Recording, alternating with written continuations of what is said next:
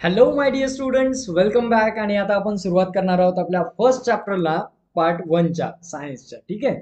तर बघा, आता इथे फर्स्ट चॅप्टर आहे आपला ग्रॅव्हिटेशन.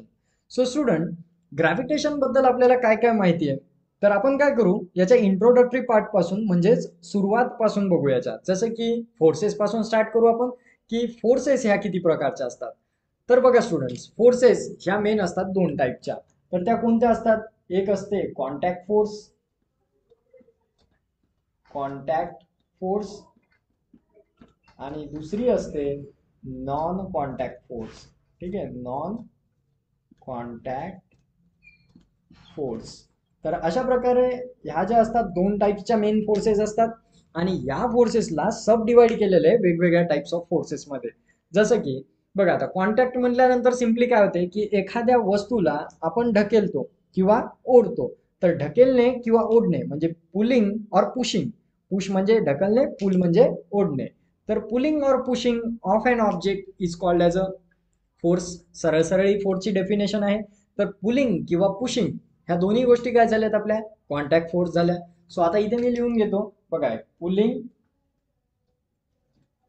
पुलिंग आणि दुसरी आहे पुशिंग. तर पुलिंग आणि पुशिंग या झाल्या दोन आपल्या कॉन्टॅक्ट फोर्सेस मध्ये येणार. त्यानंतर बघा, पुलिंग पुशिंग झाल्यानंतर मस्क्युलर फोर्स. सो आपण इथे लिहू शकतो मस्क्युलर, मस्क्युलर फोर्स. तर ही सुद्धा काय झाली, एक कॉन्टॅक्ट फोर्सची टाईप झाली. त्यानंतर नॉन कॉन्टॅक्ट जर आपण म्हटलं, तर एखाद्या वस्तूला आपण हात न लावता किंवा कॉन्टॅक्ट न करता ढकलू शकतो का? तर ऑब्व्हियसली ढकलू शकतो. कसं? With the help of magnet. जर आपण टाचण्या घेतल्या काही आणि जवळ जर मॅग्नेट नेलं, तर इझिली सर्व निडल्स ज्या आहेत टाचण्या ह्या मॅग्नेटला चिटकून जातात. सो ही जी फोर्स आहे, तर मॅग्नेट आपल्याला त्याला चिटकवायचे काम पडलं का? नाही. तर त्या टाचण्या ऑटोमॅटिकली मॅग्नेटला चिटकल्या येऊन, म्हणजे हे आपोआप ओढल्या गेल्या. सो याला म्हणतात नॉन कॉन्टॅक्ट फोर्स, म्हणजे कॉन्टॅक्ट न करता सुद्धा तिच्यावर फोर्स अप्लाय झाली. तर अशा प्रकारची जी फोर्स असते तिला म्हणतात मॅग्नेटिक फोर्स. ठीक आहे. तर मॅग्नेटिक. आता मॅग्नेटिक फोर्स जी असते ही कोणत्या टाइप मध्ये येते? नॉन कॉन्टॅक्ट फोर्स मध्ये. तर त्यानंतर बघा, अजून एक टाइप ऑफ फोर्स आहे अशी इलेक्ट्रोस्टॅटिक फोर्स. आता तुम्ही त्याचं एक एक्झाम्पल बघितलं असेल. जेव्हा तुम्ही कंगवा किंवा स्केल डोक्यावर जेव्हा रफ करता आणि कागदाच्या काही तुकड्यांजवळ नेता, तेव्हा ते कागदाचे तुकडे ऑटोमॅटिक त्या स्केलला चिपकतात. तर त्याला आपण काय म्हणतो? ते जे कागदाचे तुकडे त्याला चिटकले, तर ती जी फोर्स असते कागदावर लागलेली विदाऊट टचिंग, तर त्या फोर्सला म्हणतात इलेक्ट्रोस्टॅटिक फोर्स. कोणती फोर्स आहे ती? इलेक्ट्रोस्टॅटिक. सो आता मी इथे लिहून घेतो इलेक्ट्रोस्टॅटिक.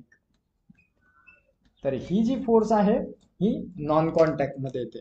तर असे मॅग्नेटिक फोर्स, इलेक्ट्रोस्टॅटिक फोर्स. त्यानंतर अजून एक आहे ग्रॅव्हिटेशनल फोर्स. ही सुद्धा काय आहे? नॉन कॉन्टॅक्ट फोर्स आहे.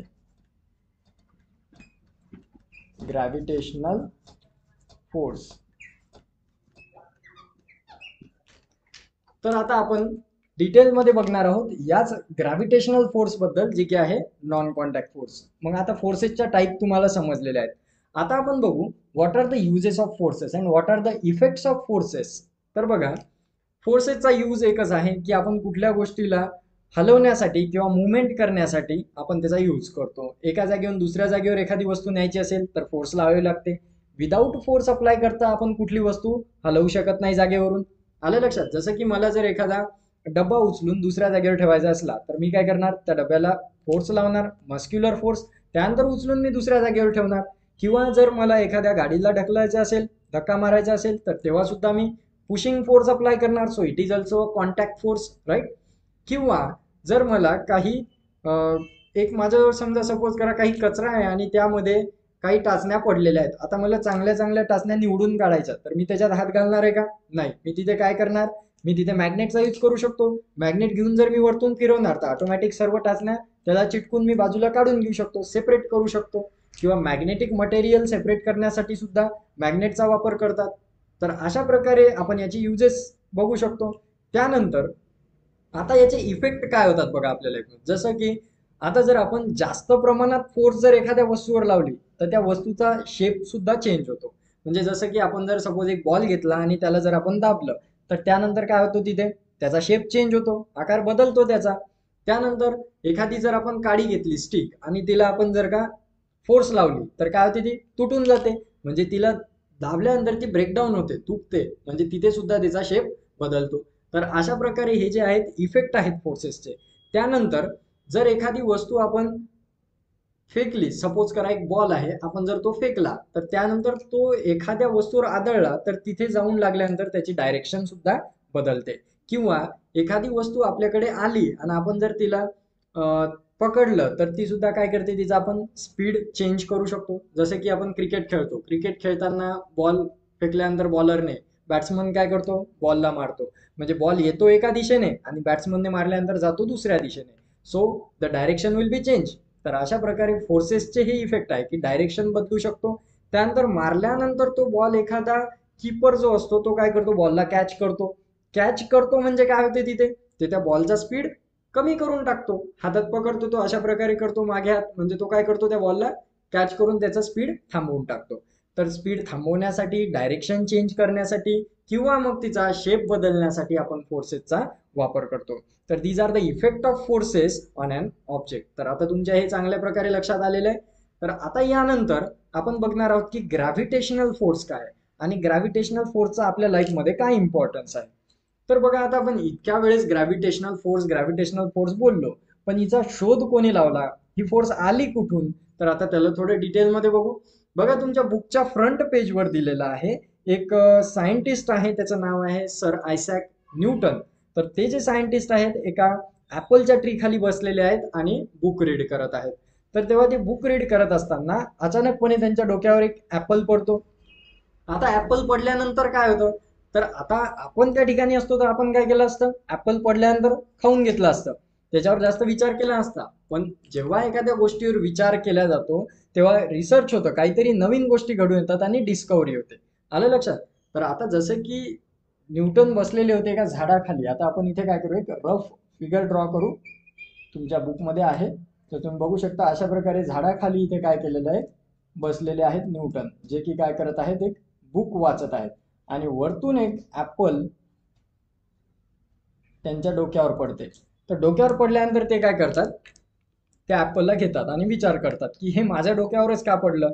त्यानंतर ते काय करतात, त्या ऍपलला हॉरिझॉन्टल डायरेक्शनने फेकतात, व्हर्टिकल डायरेक्शनने फेकतात. आणि ऍपलच नाही तर आजूबाजूच्या 2-3 वस्तू ते असेच फेकून बघतात. आणि नंतर त्यांच्या लक्षात येतं की बाबा, ज्या पण वस्तू आपण फेकतो तर ह्या सर्व काय सेंटरला पडत आहेत पृथ्वीच्या. म्हणजे आपण फेकलं की ते खालच्या डायरेक्शनने, व्हर्टिकली डाऊनवर्ड डायरेक्शनने पडतात. आणि त्यांना लक्षात आलं की कुठलीही वस्तू आपण हॉरिझॉन्टली फेका किंवा व्हर्टिकली फेका, ती शेवटी पडणार इन अ डाऊनवर्ड डायरेक्शन, म्हणजे खालीच पडणार आहे. हे लक्षात आल्यानंतर त्यांना अजून विचार केले आणि त्यांना कळालं की पृथ्वीमध्ये कोणती तरी अशी फोर्स असणार आहे की जी या सर्व वस्तूला खालच्या दिशेने अट्रॅक्ट करते. मग आता ती फोर्स कोणती असावी, तर त्या फोर्सला त्यांनी नाव दिलं ग्रॅव्हिटेशनल फोर्स. तर अशा प्रकारे या ग्रॅव्हिटेशनल फोर्सचा शोध लागला. आता ही ग्रॅव्हिटेशनल फोर्स नेमकी काय आहे आणि ही पृथ्वीवरच असते का, तर याच्याबद्दल आपण आता जाणून घेऊ. तर बघा, आता ग्रॅव्हिटेशनल फोर्स म्हणजे काय, सिंपल डेफिनेशन आहे याची. It is the force acting along two objects in the universe. म्हणजे जगातल्या कुठल्याही दोन वस्तूंमध्ये लागणारी फोर्स म्हणजे ग्रॅव्हिटेशनल फोर्स. सो आपण सिम्पली असं डिफाईन करू शकतो. त्यानंतर आता ही डेफिनेशन तर तुमच्या लक्षात आली. मग आता अर्थची ग्रॅव्हिटेशनल फोर्स म्हणजे काय, सिंपल आहे. पृथ्वीवरील कुठल्याही दोन वस्तूमध्ये लागणारी जी फोर्स असते तिला आपण ग्रॅव्हिटेशनल फोर्स म्हणू शकतो. ज्या दोन वस्तू एकमेकांना स्वतःकडे आकर्षित करतात त्या फोर्सने, त्या फोर्सला आपण ग्रॅव्हिटेशनल फोर्स म्हणू शकतो. आता आता हे तुमच्या लक्षात आलेलं आहे. मग आता तुम्हाला अजून एक चित्र त्या दिसत आहे, त्यामध्ये की मूनचं चित्र दिसत आहे. म्हणजे हे तर चित्र आहे, याच्या व्यतिरिक्त मून आहे वर. आणि न्यूटन हा सुद्धा विचार करतो की बा, मग मून दिसतो त्याला, तर हा मून काऊन नाही पृथ्वीवर पडत. जसं की ऍपल डोक्यावर पडू शकते, तर हे मून पृथ्वीवर का नाही पडत. तर मग हा मून का खाली पडत नाही, तर याचं आन्सर असा आहे की कुठलीही वस्तू जर का मोशन मध्ये असली तोपर्यंत ती हवेतच राहते. जसं की बघा, आता तुम्ही जेव्हा एखादा बॉल फेकता तर बॉल फेकल्यानंतर काय होते. बघा, आता सपोज करा इथे तुम्ही आहे आणि इथून काय करता, ही ग्राउंड लेवल आहे सपोज करा. इथून जेव्हा तुम्ही फुल फोर्सने एक बॉल फेकला तर बॉल फेकल्यानंतर तो काय होतो, असा जाऊन काय होतो, ग्राउंडवर येऊन पडतो. म्हणजे हा इथे पडून पुन्हा बाउन्स होऊन अशा प्रकारे जातो. कुठपर्यंत जायला? जोपर्यंत त्याची फोर्स लागलेली संपणार नाही तोपर्यंत त्याची मुवमेंट होत राहील. एक टाइम असा येईल जेव्हा इथे फ्रिक्शन होतं त्यावेळेस तो काय करतो? स्टॉप होऊन जातो.